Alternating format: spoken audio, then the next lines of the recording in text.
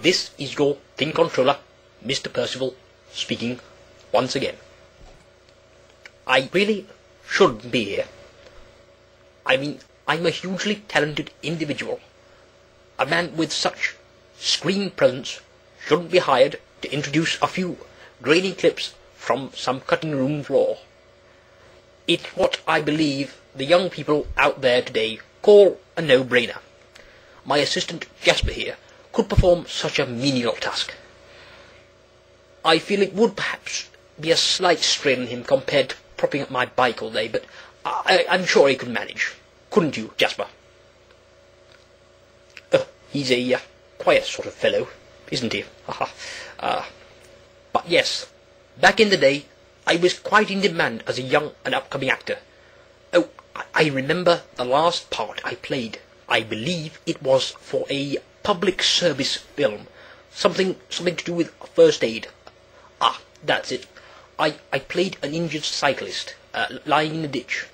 Of course, it wasn't too much of a stretch, considering my preferred mode of transport. Now, what did I have to say again? Yes, here we go. Help. Help. I'm down here. Ow, my leg. I think it's broken. You see there? I've still got the old magic. But I digress.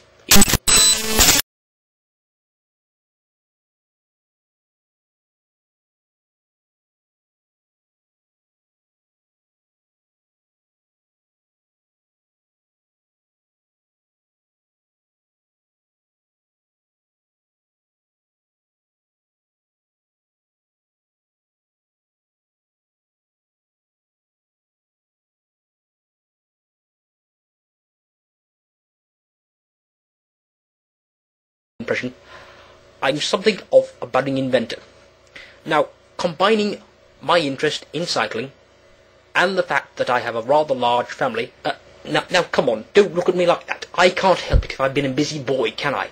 Just, yeah, anyway, combining those two elements, I came up with an idea.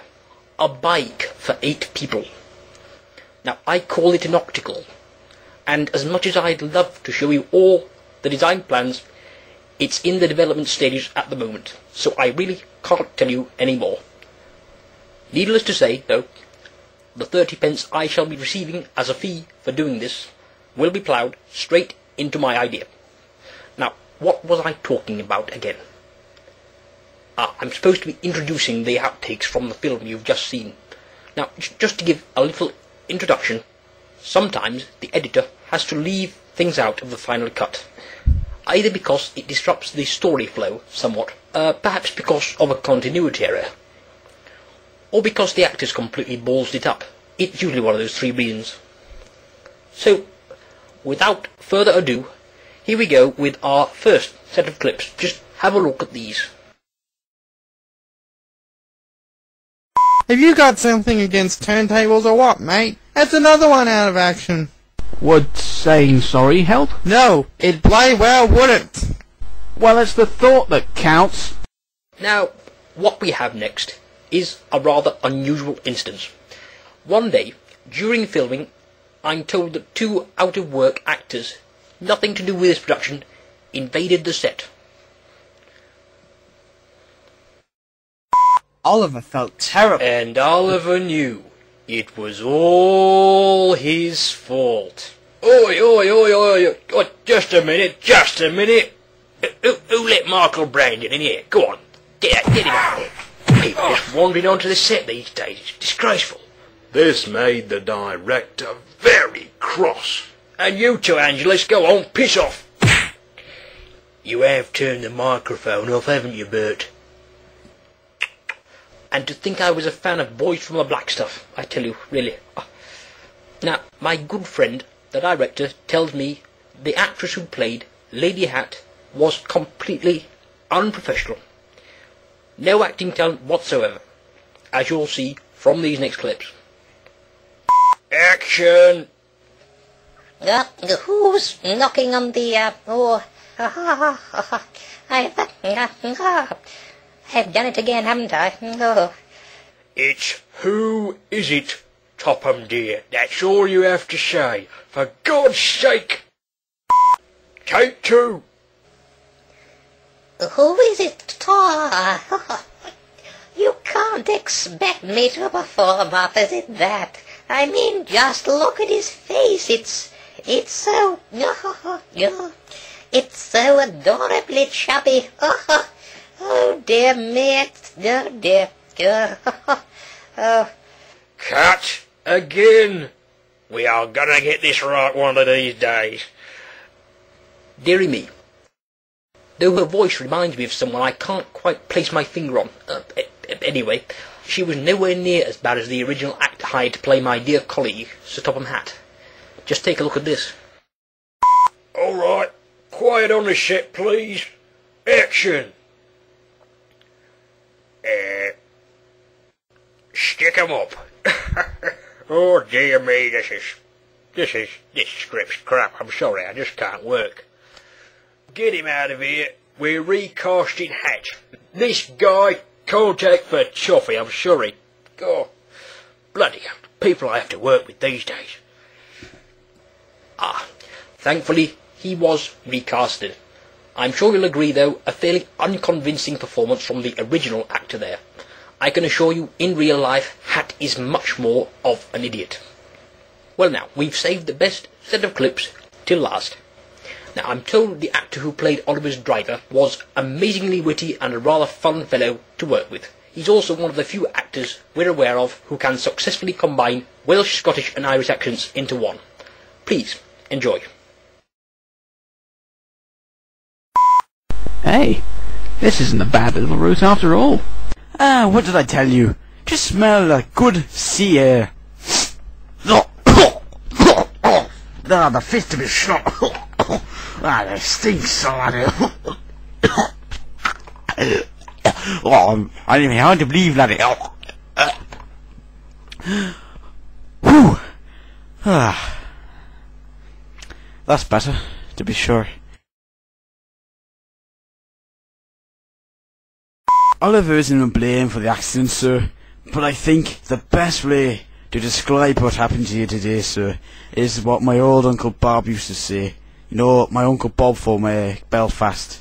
He always used to say, if a leprechaun comes and bites you up the wee bum, it is not your fault, it's the man who sent the leprechaun after you's fault. Of course, Uncle Bob always said the Millwall would win the cup, so we never actually listened to him much.